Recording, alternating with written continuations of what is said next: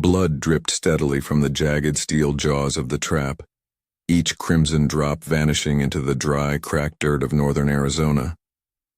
8-year-old Lily Harper stopped cold. A sound, barely more than a breath, rose from the canyon's hush. At first she thought it was just the wind catching in the pine needles, but no, it was something hurting. "Hello?" Lily whispered, inching deeper into the off-limits section of Copper Canyon Trail. The noise came again, quieter now. As she rounded a towering boulder, her breath caught. There, collapsed in the dust, was the biggest German shepherd she'd ever seen. His once mighty legs quivered weakly. One paw was grotesquely twisted inside a cruel metal trap. Their eyes met, his amber gaze clouded with pain, locking with hers in one heart-stopping instant before he sagged, unconscious. "No, no, don't die," Lily gasped, falling to her knees. Her small hands flew to the blood-slicked metal, desperate to stop time from stealing the life of this broken animal. Pine Ridge, Arizona felt like its own self-contained world, carved out of rock and memory. Cradled between rust-red cliffs and towering pines, the town of 2,762 folks ran like a well-oiled machine, each person a cog in something bigger. Summer had arrived early that year, hot and bright, carrying the earthy perfume of dust and juniper, and the usual excitement of the upcoming forest festival. On the far edge of town, tucked behind a fence of hand-cut wood, lived the Harper family. At 42, Robert Harper carried the quiet steel of a man who'd seen war up close. A former combat medic with the 10th Mountain Division, 3 tours in Afghanistan, had left him with a limp and silent midnight battles he never explained. Now Pine Ridge's beloved town doctor, he worked with the same calm resolve that once patched up soldiers in battlefield tents. His wife, Sarah, taught 3rd grade at Pine Ridge Elementary. She was 39, hair the same copper hue as her daughter's, usually tied back in a no-nonsense ponytail. Her laugh came easy, but her eyes missed nothing, especially when it came to Lily. Lily Harper was a whirlwind in human form. Wild red hair, scraped knees, and a vocabulary that often surprised grown-ups. At just 8, she had plans. Veterinarian, forest ranger, or animal cop, depending on the day. Her bookshelves overflowed with animal encyclopedias, each page dog-eared, each drawing carefully colored in. Not far down the road lived Frank Dillard, owner of the local hardware store whose face smiled out from holiday calendars under the motto, "Neighbor helping neighbor." His shelves held everything from nails to bear traps, though not all were accounted for. Around the corner sat the ivy-covered cottage of Martha Johnson, age 75, keeper of Pine Ridge's stories and secrets. Her front porch swing was Lily's, refuge when rules felt too tight. Martha's tales blended Cherokee lore and scripture in equal parts, her wisdom the town's compass. And on that bright June day just before noon, these lives, young and old, kind and broken, were about to converge because of one wounded dog and a trap that never should have been there. Lily had promised, crossed her heart even, that she wouldn't stray from the main trail. That morning her father had warned her, "Stay clear of the east path, there's old mining gear out there, dangerous stuff." But rules tend to vanish when you're chasing a jackrabbit through sunlight-dappled trees. Its white tail bounced like a cotton puff into the underbrush, and Lily followed. June 12th began like any other summer morning. Breakfast devoured in minutes while her mom outlined the day's plans. Rescue center until 3, then groceries. "Be home by 4, okay?" her mom said. Lily nodded, strapping on her backpack, with its prized item, a kid-sized first aid kit her dad had given her. As the sun rose higher, she wandered deeper into the canyon than ever before, swapping known trails for wild terrain. The rabbit had vanished long ago, but Lily kept going, drawn, Forward by curiosity and the gleam of something that might have been a hidden pond, instead she found pain, and steel, and blood. Now she knelt beside the shepherd, heart racing in her chest like a hummingbird. Up close she could see he was male, filthy, scarred, and shaking. His coat was a patchwork of old wounds. One ear was ragged and a deep scar sliced above his right eye. "It's okay, boy," Lily whispered, though everything about the scene screamed otherwise. The trap had chewed into his leg, tearing muscle and flesh. Dried blood caked the paw, but fresher, blood pooled beneath him. The earth was clawed in frantic lines, proof he'd tried to escape. His eyes fluttered open, confused, frightened. Then they found Lily. A low growl rumbled, but it faded quickly, as if even his instincts were too tired to defend himself. "I won't hurt you," Lily said firmly, voice steadier than her hands. "I'm going to help." The trap was huge, industrial. A bear trap maybe, not meant for rabbits. Illegal, her dad had said more than once. Poacher's tools. She reached slowly for the mechanism, and the dog flinched. He watched her, wary, but not wild. There was something in those eyes, something more than animal, a memory of people, of pain, of betrayal. "My name's Lily," she said softly, easing closer. He didn't growl. She kept talking, the way her dad did when calming injured animals. "I'm going to press the spring and it's going to hurt, but it'll set you free. You hear me?" The shepherd released what sounded almost like a sigh. Lily braced herself.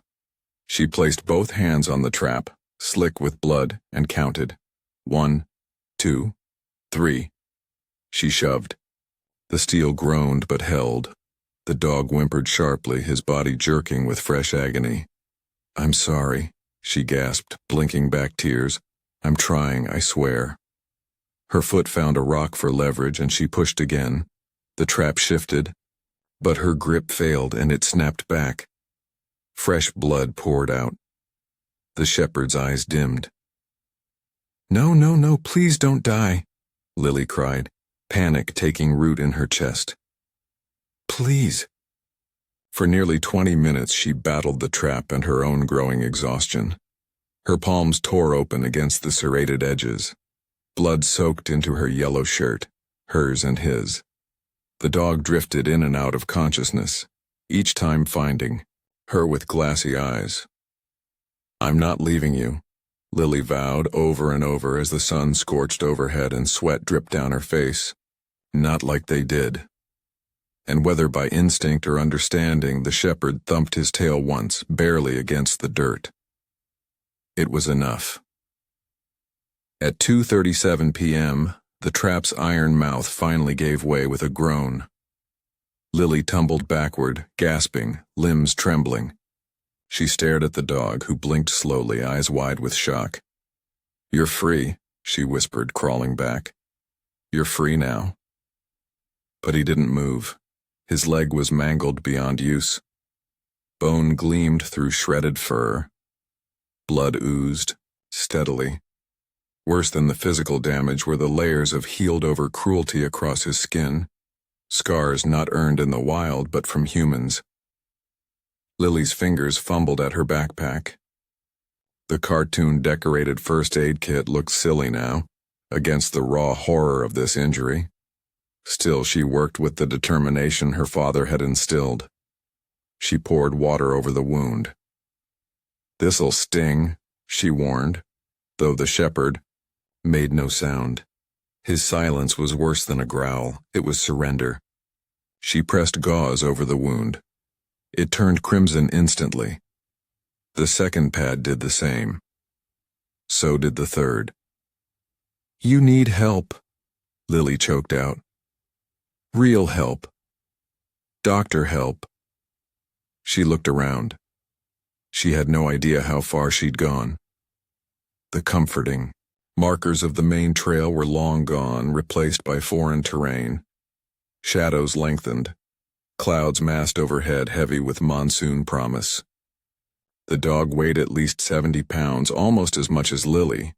Moving him would be brutal. Leaving him would be murder. She knew it, even if no one else did. "I'll get you out," she said, and meant it. "I'm gonna help you stand," she told him, kneeling by his good side. "Lean on me." The dog didn't move at first. Then, as if deciding something unspoken, he gathered what strength he had. He pushed up, just 6 inches, then collapsed, letting out a strained whimper. "It's okay," Lily murmured, voice cracking. "We'll try another way." She pulled off her jacket and slid it beneath his chest. "This is gonna hurt," she warned. She grabbed the sleeves and tugged gently. The dog slid an inch. Blood streaked the dirt. He didn't cry out, but his body shook. Lily adjusted and started dragging again.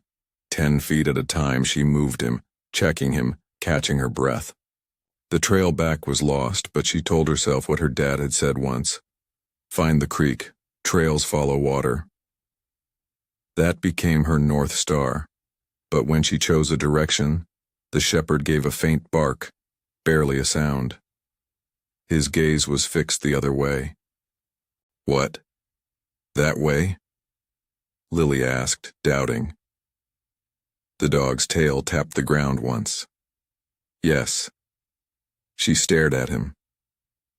"You really think you know?" His eyes said it all. "Okay," she whispered, turning. "We'll go your way." For another 30 minutes she dragged him inch by painful inch. The forest closed in around them. The ground sloped harder. Rocks tore at her knees, and still they pressed on. The shepherd faded again, consciousness flickering. She bent low twice, listening for his heartbeat. Still there, barely. Fever flushed his skin. Her arms were jelly. "I messed up," she whispered. "I'm so sorry." Her voice cracked. A storm rolled in. Wind rattled the trees, and then a rustle in the brush. Lily froze. Coyotes. Mountain lions. Her breath caught. She turned and gasped. The German shepherd, half dead a moment ago, was on his feet, teeth bared, placing his battered body between her and the sound. A faint growl buzzed in his throat. Low, warning, but unmistakable. "It's all right, boy," Lily said, her voice barely steady. "Probably just a rabbit." But the shepherd didn't relax until the noise drifted off, then dropped back down, spent. That one instinctive act of protection shifted something inside Lily. This wasn't just a stray fighting to stay alive. This was a guardian, who even at the edge of collapse, had put himself between her and danger. "I'm not giving up on you," she vowed, her voice rough as she wiped her tears with a dirt-smeared arm. "Whatever it takes." Fat drops of rain started to fall, tapping the leaves overhead as Lily gripped the stretcher again and pressed forward. The shepherd's eyes fluttered, catching hers with a mix of gratitude and something that felt like surrender. "My dad says, miracles don't always come big and loud," she whispered. "Sometimes they're just folks who won't quit." Her small voice was almost lost in the rising wind. "So that's us. We're not quitting." Ahead, the trail vanished into shadow as thick clouds swallowed the last of the afternoon sun. Not far from Pine Ridge, sirens would soon begin to echo. Lily Harper was now officially missing, and night was closing in fast. By 3:15 p.m., the rain had shifted into a steady fall. Lily's red hair clung to her cheeks as she dragged the shepherd over wet ground, now more mud than trail. Her yellow shirt, torn, stained with blood, stuck to her shivering frame. It was June, but the chill had crept into her bones. "Just a little more," she murmured, not knowing where more even was anymore. Everything looked the same. pines, and stones and wet underbrush. Thunder rolled closer now. The shepherd faded in and out, his amber eyes occasionally locking onto hers like her presence was his last tether. Twice he'd tried to stand. Twice he'd stumbled, and Lily's heart had risen and crashed both times. "I wish you could tell me your name," she whispered, barely louder than the rain. "I can't just call you boy." She studied. The big dog, how even exhausted his posture hinted at discipline, not wildness. "I'm gonna call you Shadow," she said, "'cause you're watching over me even now." His ear flicked. His tail gave one slow thump. "Shadow it is." She smiled through fresh tears. "And I'm gonna get you home. I swear it." Somewhere behind his glassy eyes, Shadow drifted through haze and heat. His body failing, his heart stumbling. Pain no longer screamed. It pulsed quietly like an old friend. In that space between now and nothing, memories pressed forward. The suffocating heat of Afghanistan, the feel of his vest, the calm voice of Sergeant Mike Thompson calling him through smoke and ruin. Good boy, Atlas. Good boy. That name, his real name, whispered through his mind like ash. He'd had another handler after Mike. Cold hands, sharp voice, no kindness, no missions, just a backyard, a fence, fists, until one day he ran, and kept running. Now there was the girl, Lily. Small hands, soft voice, like the village kids who used to stroke his ears while Mike talked with locals. Her gentleness lit something in him. She called him Shadow. A new name. Maybe a new life. If he made it. The dark kept tugging at him, promising relief. But every time he slipped too far, Lily would call, her voice a thread pulling him back. "Stay with me, Shadow," she begged. "Please." So he tried again to stay, opening his eyes just enough to find her there, stubborn and scared and holding on. At the Harper home, Sarah eyed the clock. Again. 3:45 p.m. And Lily was still gone. Outside rain painted the windows into a blur. "She knows better than to stay out in this," Sarah muttered, trying to dismiss the tightness growing in her chest. Punctuality was Lily's nature, a gift from her father. The trail was a 15-minute walk at most, and Lily had promised to be home by 4. Sarah grabbed her phone and dialed Robert. He answered on the second ring. Clinic noise behind him. "Hey, love, everything all right?" Distracted as usual for a Friday. "Lily's not home yet," Sarah said, trying to hide the rising alarm in her voice.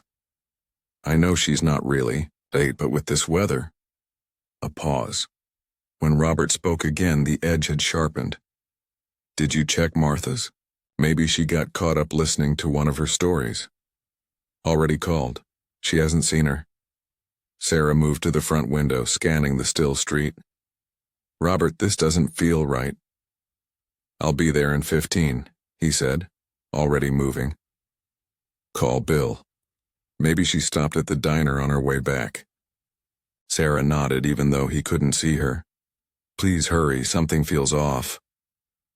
By 4:30, the rain had turned punishing. Lily had stopped dragging Shadow, shifting her focus to shelter.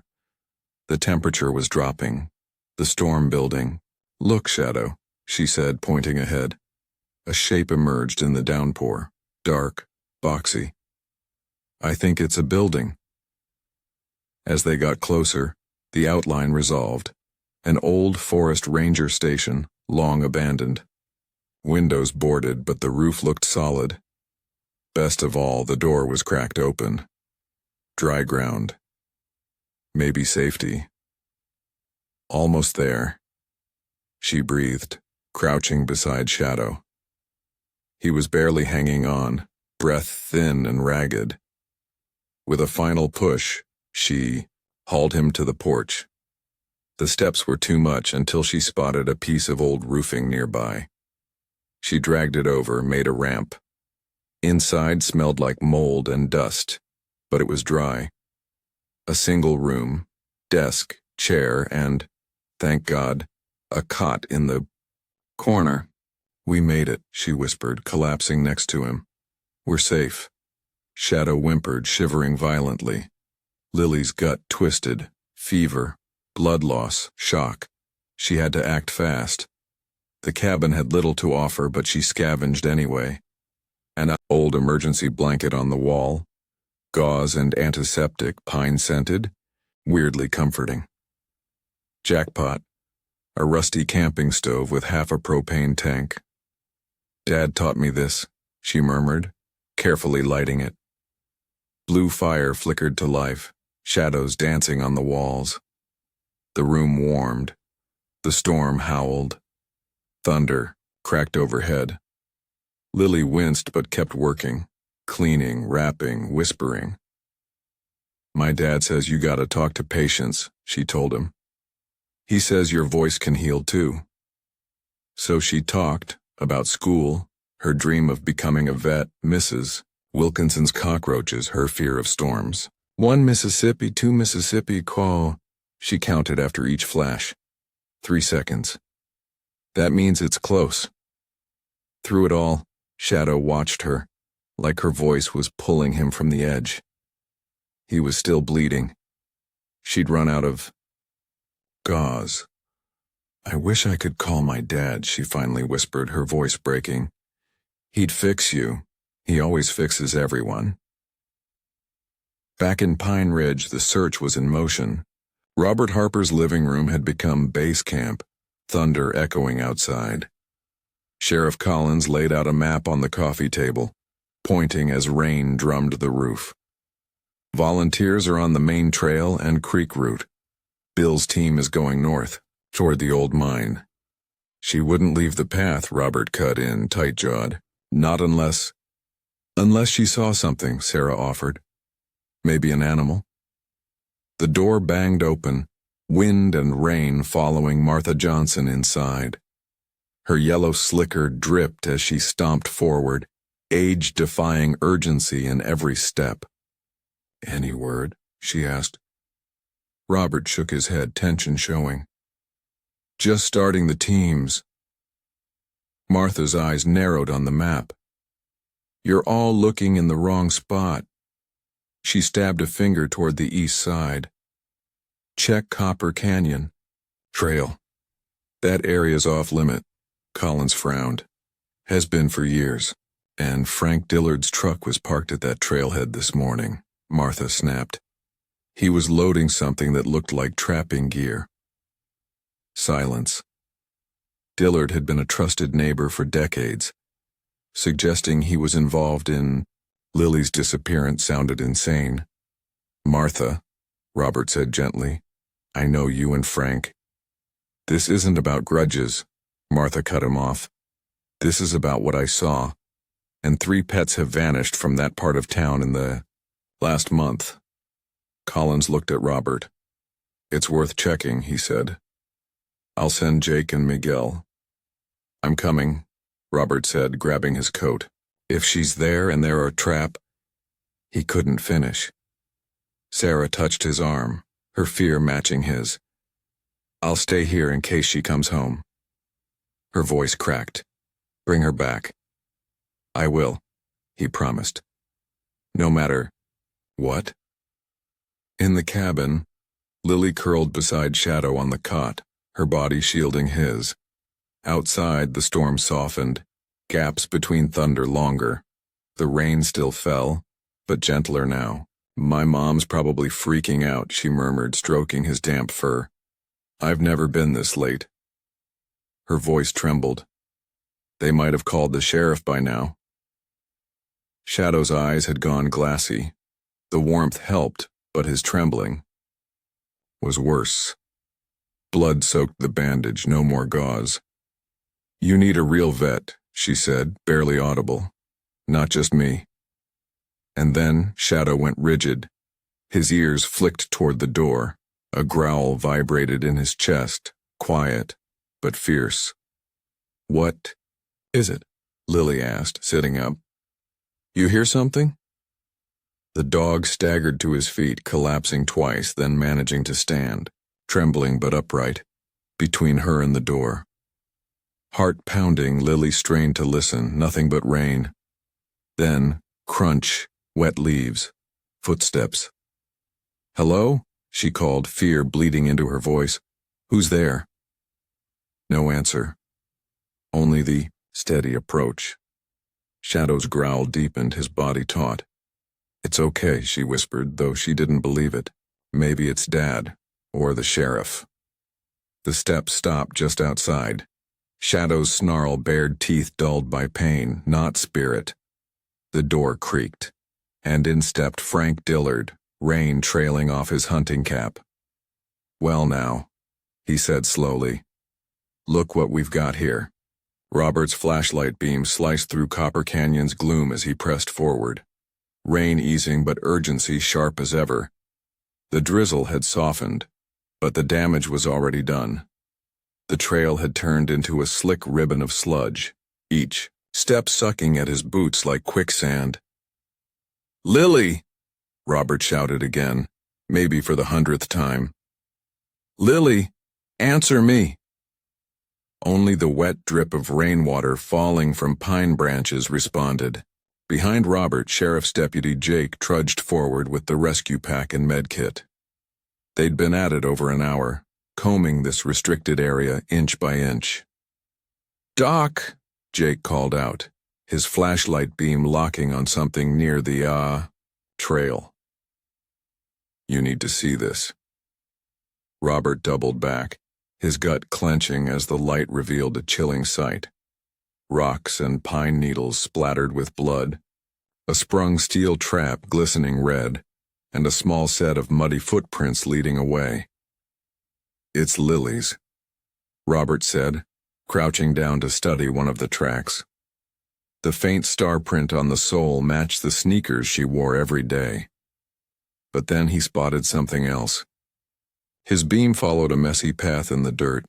Something had been dragged. Jake knelt beside him, his youthful face turned hard under the harsh glare of the flashlight. "Animal trap," he confirmed. "Way illegal out here. Looks like it's snapped, shut. Something got caught, and then somehow got loose." He pointed to the dragline. Whatever it was big, and bleeding badly. Robert's instincts as a doctor clashed violently with his fear as a father. He tried to stay logical. Lily must have found something caught in the trap, maybe even freed it. But what then? Tried to help it. The idea of his 8-year-old daughter face to face with a wounded wild animal sent a chill down his spine. "We follow the blood," Robert ordered, already moving. "Call in the rest of the team. If she's trying to help a hurt animal, she might be in real danger," Jake finished, reaching for his radio, "especially if it's something dangerous." But Robert didn't wait. His flashlight carved a path through the growing gloom as he called out, louder this time. Trees became shadows and the woods closed in. "Please be okay," he whispered into the dark. "Please, God, let her be okay." Frank Dillard's broad frame darkened the tiny cabin's doorway like a thunderstorm. Rain dripped from his camo, jacket onto the warped floorboards as his eyes moved from Lily to the bloodied German shepherd standing between them. "Miss Harper," he said, voice sugar-coated with the charm that had won him 3 town council elections. "Your folks are worried sick. Whole town's out looking." His gaze narrowed as it landed on the makeshift bandages around the dog's leg. "Looks like you've run into trouble." Shadow growled, deep and threatening despite his obvious pain. His stance widened on 3 legs, ready to protect the girl again. "Mr. Dillard," Lily said, her small hand resting on the dog's matted fur. "He's hurt bad. I need help. There was a trap." "A trap?" Frank cut in, smile twitching. "Where'd you find him?" "East Trail," Lily replied, a knot forming in her stomach. "Way past the posted signs. His leg was stuck in metal. I got him out, but she gestured to the twisted limb. Frank stepped fully inside, closing the door. Shadow's growl turned into a snarl, his body trembling to stay upright. That's unfortunate, Frank muttered, eyes locked on the dog in a way Lily couldn't. Quite red. You know, he added, stepping closer. Hurt animals are unpredictable, might lash out. Why don't you come with me? We'll get you back, and I'll call animal control. No, Lily said sharply, her voice unwavering. He needs a vet, not a cage. Frank's affable mask slipped. Come on now, that's a wild dog. He's not wild, she shot back. He's trained. Look, he's guarding me, even now. Right on cue, Shadow barked. It wasn't a growl, it was a command. Stay back. Frank stopped, reassessing. That dog's not yours, he said coolly. And if he was caught on that land, then technically... Your trap? Lily's voice was suddenly ice. Was it your trap, Mr. Dillard? Silence swallowed the room. Outside, the rain slowed to a whisper. The cabin dimmed with the failing light. Lily, Frank said, tone now stripped of kindness. You're smart. Smart enough to know when you're out of your depth. His hand moved inside his jacket. That mutt saw something he wasn't supposed to. And now, so have you. Shadow exploded into motion. 70 pounds of muscle and instinct slammed into Frank's chest, knocking him backward against the door. The shepherd's teeth snapped, missing Frank's neck by inches, his growl now a full-throated roar. Shadow. No, Lily screamed. But she knew. This wasn't rage. It was protection.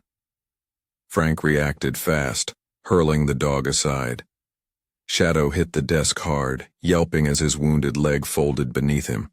Still, he forced himself up again, planting himself in front of Lily like a living shield.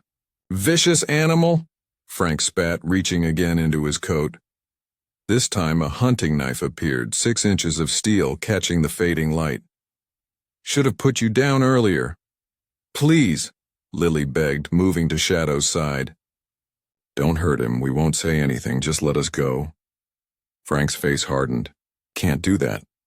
You've seen too much. He stepped forward, blade raised. Dog first, then we talk. But Shadow didn't hesitate. His eyes locked on the knife, and despite the pain, he prepared to strike again. The cabin door exploded open. Frank staggered, forward, straight into Shadow's reach. The shepherd lunged, jaws clamping around Frank's wrist. The knife dropped as Frank screamed in agony. Lily! Robert Harper stood in the doorway, relief turning to shock as he took in the scene. Behind him, Deputy Jake had his pistol drawn. Dad, Lily sobbed. Help! He was going to hurt Shadow. He had a knife. Frank, bleeding and cornered, back toward the wall. That thing's out of control. It attacked me. Shadow, having spent his final reserves of strength, collapsed. His chest rose and fell in shallow pants, but his body never moved from its position between Lily and the man. Robert scanned the room with a medic's eye. Lily, safe. Dog, gravely wounded. Knife, suspicious. Man, bleeding, but stable. Jake, he said lowly. Arrest him. On what? Frank protested, slipping back into politician mode.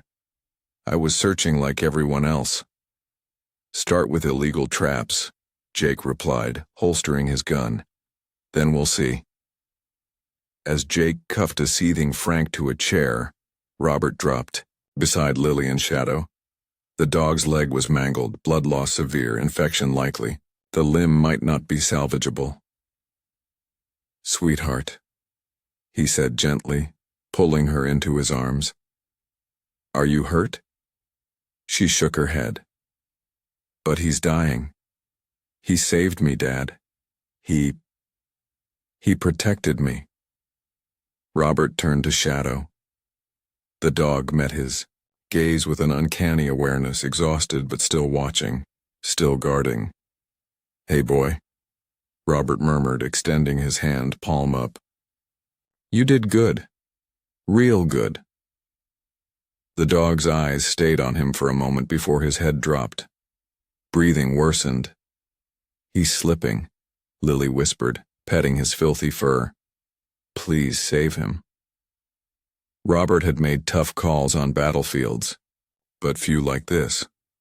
Shadow needed surgery, fast, but even the vet in Pine Ridge was half an hour away. Moving him was risky. Waiting meant death. "Jake," Robert barked, "call ahead. Tell Dr. Wilson we've got a German Shepherd, massive. Blood loss, possible septic shock, compound fracture." Jake nodded, pulling out his radio. "What about him?" he asked, gesturing at Frank. "Let Sheriff Collins deal with him," Robert said. "This dog comes first." Frank seethed. "You're choosing that mongrel over a man?" He attacked. "Me. He saved my daughter," Robert shot back. "And yes, right now, his life matters more than yours." With practiced speed, Robert fashioned a stretcher from a raincoat and broken shelving. "This'll hurt," he warned. Together they lifted Shadow. The dog didn't cry out. His eyes stayed on Lily, drawing comfort from her face. "You're gonna be okay," Lily promised, her voice trembling. "My dad's the best doctor in Arizona." The storm had passed, leaving dripping branches and a forest heavy with silence. The vehicles were parked a quarter-mile away, but the path was too rough for the stretcher. Robert would have to carry him. "Lily, stay close," he said, hoisting the weight. Shadow's limp form pressed hard against his aching arms. "Jake, watch our six." "What about Dillard?" Lily asked, worried. "Sheriff's 10 out," Jake reassured. "He's going nowhere." Slowly they moved. The trail was uneven. Robert's legs burned, but he pressed forward, muscle memory and willpower driving him. Behind him, Lily whispered to the dying dog, "Hold on, Shadow, we're almost there." Shadow's eyes had closed, his breaths now shallow and ragged. Robert picked up his pace, nearly stumbling. "There," Jake called out, his flashlight catching the glint of metal. "We made it!" Robert's SUV sat waiting, tailgate open. With one last surge, Robert got them there, loading Shadow onto the platform. "I'll drive," Jake offered, seeing the doctor's strain. Robert helped, Lily climb in next to the dog. Shadow's condition was deteriorating fast. His ribs barely moved. "Hold on, boy," Robert muttered, applying pressure to the bleeding. As the engine roared to life, Shadow's amber eyes opened one final time. He found Lily's face. With great effort, his tail moved, once, then stillness. "Shadow!" Lily screamed. The SUV sped down the road as the shepherd stopped breathing. "Dad, he's not breathing!" Robert's battlefield instincts snapped into action. "Jake, faster!" he yelled. Then turned to his daughter. "Back up, Lily, give me room." His hands locked onto the dog's chest. 30 years of emergency care took over. Compressions, breaths. Again. Again. 1, 2, 3, 4. He worked in silence, refusing to give up. This dog had saved his little girl's life. Now he would do whatever it took to return the favor. The shepherd didn't move. His chest stayed still beneath Robert's frantic compressions. "Don't you die on me," he whispered, voice cracking. Lily clung to one of Shadow's paws, tears pouring down her cheeks. "Please, please wake up." The SUV bounced violently as it hit a deep pothole, jerking everyone inside. Robert barely stayed balanced but kept going, hands locked in the rhythm of CPR. "How far now?" he barked. 8, maybe 7 minutes, Jake shouted over the engine's roar. foot slamming the gas pedal. But 7 minutes felt like forever. Robert knew the cold reality. Every minute without oxygen crushed the odds of survival. But he didn't stop. Sweat streamed down his face. "You hear me, Shadow?" he said, more to keep himself focused than anything. "My daughter, she risked her life for you. Now you fight." The clock ticked past 5 minutes. Robert's arms trembled from the strain, and just when despair began to creep in, a pulse. Faint, then stronger. "I've got something," he gasped. Lily's tear-soaked face lifted, her hope blooming like light breaking through clouds. "He's alive?" "Barely," Robert answered, his voice steadying. "But we've got a shot." The shepherd didn't regain consciousness. His breathing came in short, erratic bursts. The blood loss had been massive. Infection was a given. Even with a heartbeat, Shadow was still slipping away. Jake's driving turned reckless as they hit the paved stretch toward Pine Ridge. Red-blue lights appeared behind them. Sheriff Collins' cruiser pulling in as an escort. "Clinic's ready," Jake called out. "Doc Wilson's got the emergency team on standby. Sarah's already there." Robert gave a curt nod, eyes never leaving Shadow. The bandages were soaked, his temperature dropping fast. Robert had seen this before, in war zones. "Talk to me," Robert told Lily, hoping to distract her but also driven by a nagging memory. "Before you found him? Did anything stand out?" Lily wiped her face with the back of her sleeve, not letting go of the shepherd's paw. "He's got scars, Daddy. Not new ones like someone hurt him. Bad."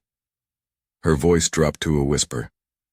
"And when Mr. Dillard showed up, he knew. Like he was ready. Like a soldier." Robert nodded slowly, gears turning. He'd worked with war, dogs, combat-trained shepherds, and this dog's moves, his protective stance, that precise attack, it didn't fit a normal stray. As the lights of Pine Ridge flickered ahead, the SUV veered onto Main Street and barreled toward the vet clinic. A crowd had already begun to gather. Small towns move fast when it's one of their own. Dr. Elaine Wilson stood waiting, flanked by her team. At 48, the vet had the poise of someone used to chaos. Her eyes widened at Shadow's condition as Robert lifted the stretcher. "Trauma bay's prepped," she said briskly. "What are we dealing with?" "Snare injury, severe hemorrhage, arrest during transport. Resuscitated about 7 minutes ago," Robert recited, voice shifting to his medical cadence. "No microchip?" Dr. Wilson asked as her text transferred Shadow to the table. "None that I could detect," Robert replied. "Blood type unknown." "Then we start with universal," she said, motioning to a nurse. "Sarah, towels, warm blankets. Lily's soaked." Sarah rushed over, enveloping Lily in a fierce hug before handing her to a vet assistant. "Dry her off, keep her warm." Then to Robert, "You okay?" "I'm good," he muttered, though his face said otherwise. The adrenaline was fading, the weight of everything settling in. On the table, the shepherd lay limp. The clinic, lights made the damage clearer, and worse. "This leg's unsalvageable," Dr. Wilson said, voice calm but grave. "Tissue's gone. Infection's too deep. Even if we amputate, 30% survival, maybe." Lily had slipped back to Shadow's side against everyone's urging. She stared at the vet, her small hands trembling but her voice strong. "He saved me. Now we save him." Dr. Wilson paused. Her clinical mask cracked just a little under Lily's gaze. "The surgery's dangerous," she said gently. "He might not make it." Lily nodded, stroking Shadow's ear. "He deserves a chance. Everyone does." Dr. Wilson turned to Sarah and Robert, the question in her eyes. Sarah stepped up. How much? Around $3,000, the vet replied honestly. And that's assuming no complications. Blood, meds, ICU. We'll handle it, Robert said, his voice firm with conviction. He saved our daughter. We owe him everything. Dr. Wilson nodded once the team sprang into action. We'll do our best, she promised, but be ready. It could go either way. As Shadow was wheeled away, his eyes flickered open. For a second. Bleary. Unfocused. And yet they found Lily. Just before the drugs pulled him under, he saw her. Fight, Shadow, Lily whispered as the doors swung shut. Don't give up. At 9:30 that night, Pine Ridge's vet clinic looked more like a town hall. Lily Harper, rescued by a wounded German shepherd, was safe. But the dog who'd saved her was in surgery. The town held its breath. Martha Johnson sat knitting beside the doors, her lips murmuring either prayers or old healing songs.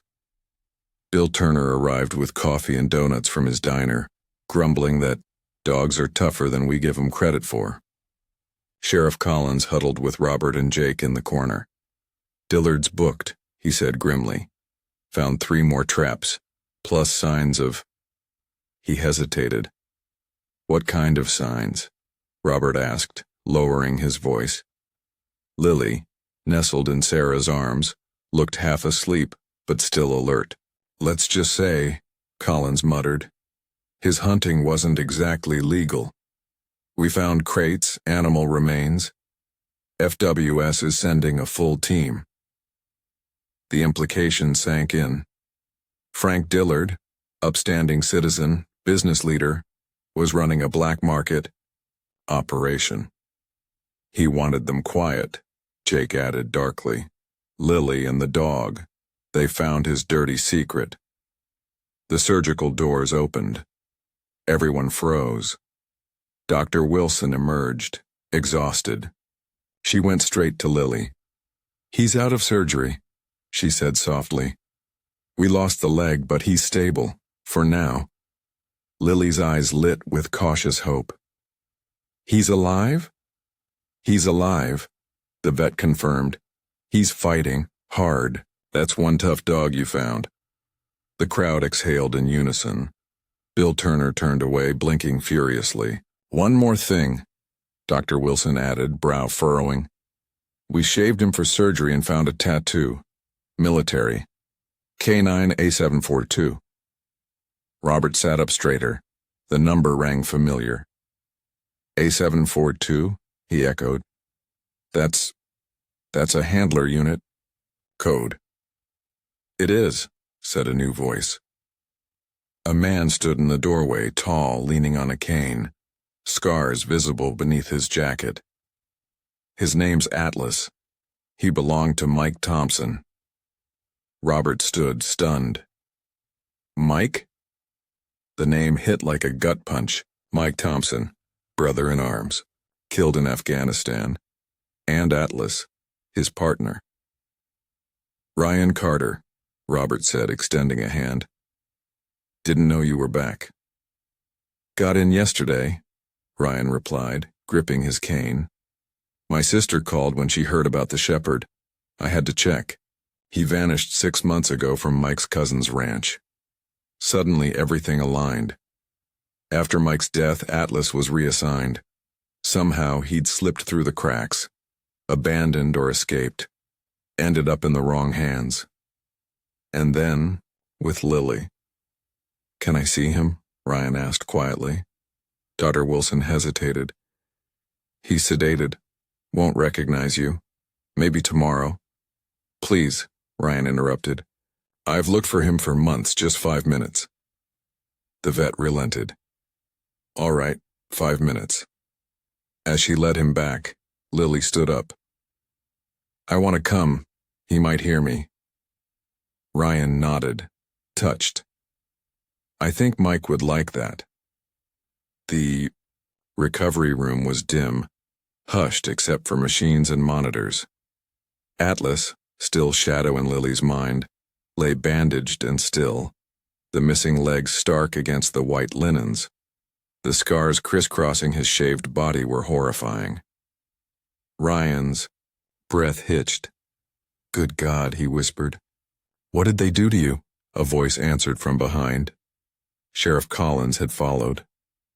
"Jason Thompson," he said quietly. "Mike's cousin. 3 cruelty complaints. Nothing stuck. Probably tossed the dog out when he got too rough." "He didn't just leave," Lily said with certainty. "He escaped." Ryan reached out, stroking the dog's head. "This boy saved my life once. Pulled me from rubble in Iraq. Mike treated him like a soldier. If I'd known—" "What matters now," Dr. Wilson said, "is that he's safe. Recovery won't be easy. The trauma, learning to move again, rebuilding trust, it's a long road." "He already trusts me," Lily said quietly. "And I won't leave him. Not like the others did." Ryan looked at the girl and smiled for the first time that day. He found the right person. Back in the waiting area, Pine Ridge was mobilizing. Bill Turner passed around a donation sheet. Martha organized a care schedule. Sarah sat beside Robert, overwhelmed by the sudden show of unity. "We can make— the sunroom is space," she said. "No stairs. Sunlight. Close to the yard." Robert nodded, but concern lingered in his eyes. "Are we sure about this?" he asked. "He's not a regular dog." "No," Sarah replied. "He's our hero." Our daughter Sarah responded quietly, her voice steady. "She saved him." She paused, then added, "I don't think things like that happen by chance." Before Robert could reply, Lily walked over. The fatigue etched into her face softened by a calm they hadn't seen in days. "Ryan said Atlas can come live with us when he's better," she told them, voice light but firm. "He said Atlas picked me, and that's what Mike would have wanted." Robert looked to Sarah, unspoken understanding passing in a heartbeat, then crouched beside his daughter, gently taking her hands. "Are you sure, sweetheart? Caring for a dog in recovery, it's a lot. Medicine, therapy, patience." "I know, Dad," Lily cut in, eyes clear with the kind of certainty only children seem to possess. "But he needs me. And I promised." Robert stared into those determined eyes and saw something he'd only ever seen in war. Conviction forged in hardship. Lily had made that promise not from comfort, but from terror. And she would keep it. "Then we'll figure it out," he said, pulling her into a firm embrace. From across the room, Martha Johnson folded her knitting and shuffled over, resting a wrinkled hand on Lily's. "Child," she said, voice gravelly with age, "I've lived long enough to know angels come in all shapes. Some fly, some bark, and some have freckles and braids. And some face-down men like Frank Dillard," added Bill Turner, gruffly tousling Lily's hair.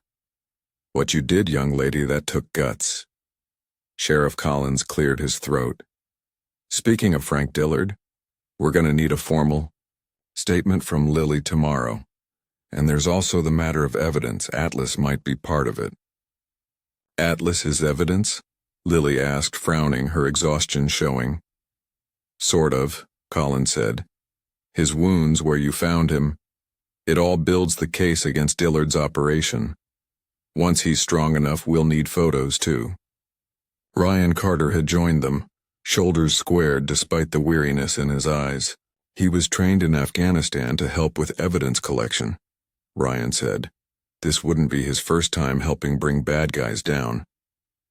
While the adults discussed procedures, Lily slipped quietly toward the recovery room window, pressing her hands to the glass. Atlas slept, his body still and incomplete, the space where his leg had been swathed in bandages. "We're gonna be okay," she whispered. "Both of us. I promise." Sunlight poured into the Harpers' sunroom in golden patches, warming the polished floor like a quiet blessing. It had been 3 weeks since Atlas's surgery. 3 weeks of healing, slow progress, and transformation. The once ordinary room had become a rehab center. Orthopedic dog bed, charts therapy gear, a stack of books on 3-legged dogs borrowed from the Pine Ridge Library. Atlas lay quietly on his bed, amber eyes watching Lily as she carefully sorted his morning meds. 8 years old, and she had learned how to inspect his sutures, gauge his pain, track his meds, all with remarkable precision. The missing front leg was still a raw memory, bandages fresh each night from her steady hands. "Hey, Atlas," she said softly, kneeling beside him. "You okay? You were dreaming a lot last night?" He had. The spasms and muffled sounds had woken her twice. Each time she'd left her bed to lie near him, whispering until the tremors passed. "PTSD," Ryan had explained. "Common in dogs from combat zones." "We've got therapy at 10, Lily added, keeping the rhythm that helped calm them, both. "And Ryan's coming later for your commands. Oh, and Dr. Wilson says maybe we can try the special harness." The harness, custom designed, hung by the door, meant to help him adjust to walking again. His body was healing fast. His mind, not as easily. Some days he was alert, almost normal. Other days, shadows returned, and he would stare past her, unreachable. Sarah stepped into the doorway sipping coffee, a mix of awe and concern in her gaze. "Did you eat before starting all this?" "Yup," Lily replied without looking up, gently lifting Atlas's lip to check his gums. "Cereal, orange juice, took my vitamin." Sarah nodded, amazed by this new, almost grown version of her daughter. Copper Canyon had changed her. The butterfly-chasing little girl had been replaced by someone older than her years, someone who understood pain and responsibility deeply. "Your dad's coming home for lunch," Sarah added, opening the windows to let in the scent of summer. "Schuster wants to see how Atlas does with the harness." Lily's face lit up. "Maybe we could walk to the mailbox. Atlas gets sad being inside so long." Sarah hesitated. Atlas's story had reached beyond Pine Ridge, drawing press, praise, and questions. Some wondered how a child had wandered so far alone, or if a war-scarred dog belonged in a family, home. "We'll see how he does with the harness first," she said gently. "Baby steps, remember?" "Okay," Lily said, focusing back on Atlas. He'd taken his meds and now lay with his head in her lap, those amber eyes on her like she was his whole world. The bond they shared, born from terror, grown through trust, was something no adult could fully explain. By 10 a.m., the sunroom hummed with calm purpose as Dr. Wilson arrived, optimism in her step and notes in hand. The vet had become part of the household, her clinical interest in Atlas now personal. "He's putting more weight on the right side," she noted as Atlas walked a few stiff steps. "Compensating well." "I'm doing the balance work 3 times a day," Lily said, serious as a med student. "It shows." The vet smiled, checking her notes. "I think he's ready for the harness. Blood work looks good, incisions healing great." But when the harness was strapped on, Atlas bristled. A low growl trembled in his chest. "Easy, buddy," Lily said, kneeling eye level. "This'll help, it won't hurt." He stared at her, uncertain, resisting. "Give him a minute," Dr. Wilson said. Lily stayed still, hand on his head. "Remember the trap?" she whispered. "You were scared, but I didn't leave. I'm still here." Slowly, the growl faded. His muscles relaxed. His tail gave a faint wag. Atlas stepped forward. Dr. Wilson raised her eyebrows. In 20 years, I've never seen a bond like that. The session continued, Atlas walking awkwardly but determinedly across the floor, guided by Lily's voice and presence. Robert came home to find Atlas resting calmly after completing a full loop of the room. Lily sat nearby, reading Where the Red Fern Grows. "Look who's mobile," he said, stepping inside with his medical bag. The stress of recent weeks had carved deep lines into his face. Since Frank Dillard's arrest, his clinic had become a hub for animals rescued from the operation. "Dad!" Lily jumped up and ran to hug him, some things never changing. "Atlas did amazing today. Dr. Wilson said so." "I can see that," he said, patting the shepherd's side. Atlas responded with a slow wag. He had learned to trust Robert, a quiet process marked by time and tenderness. "Can we walk to the mailbox?" Lily asked. "Dr. Wilson said it'd be good." Robert looked to Sarah. A silent nod passed between them. "I think that's a great idea."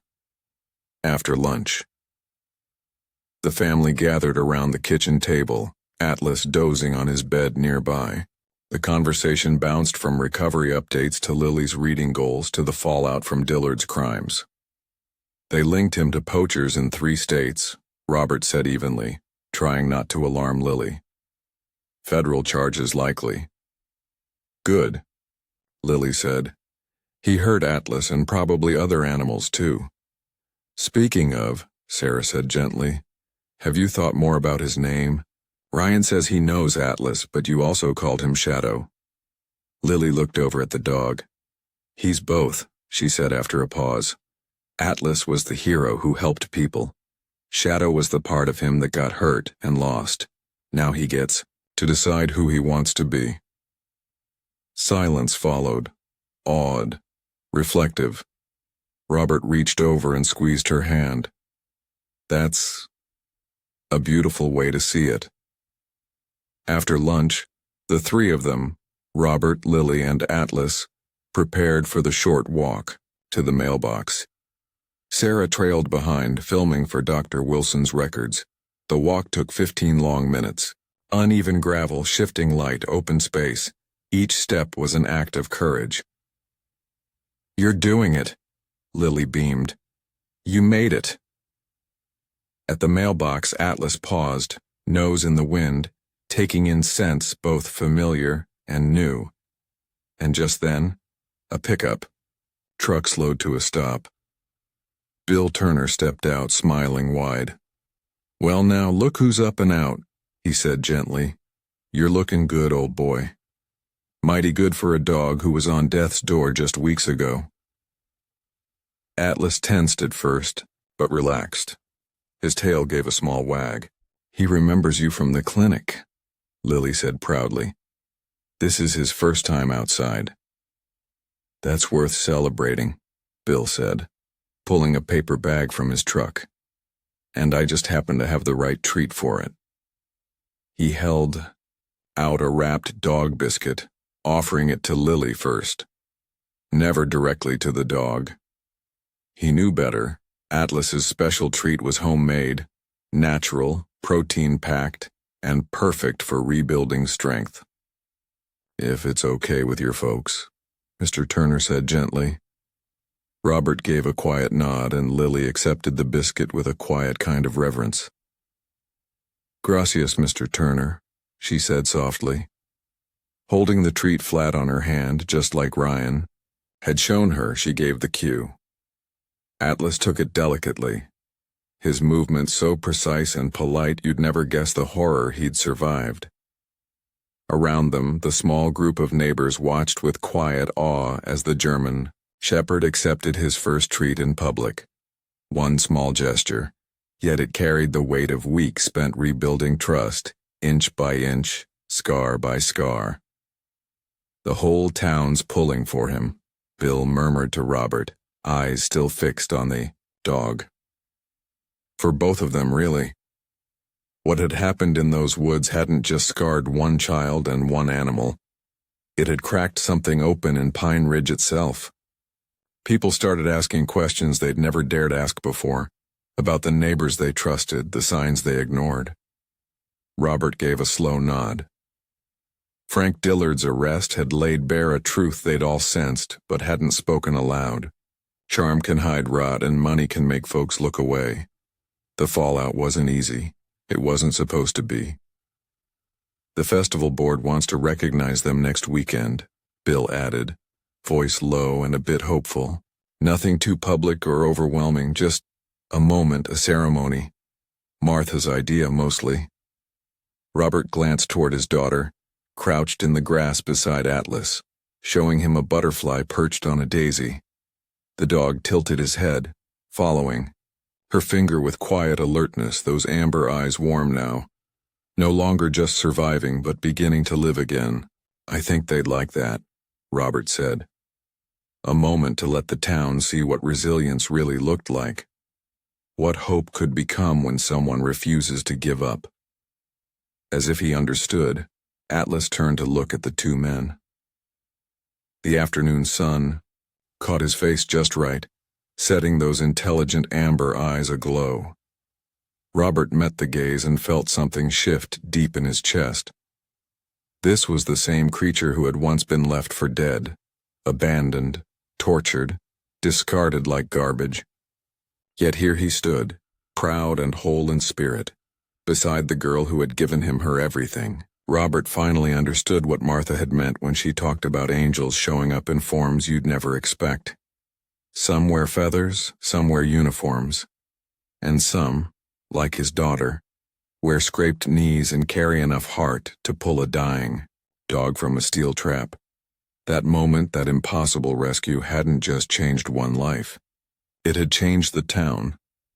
In a world moving too fast where people pass by suffering like it's background noise, Lily stopped. She didn't flinch.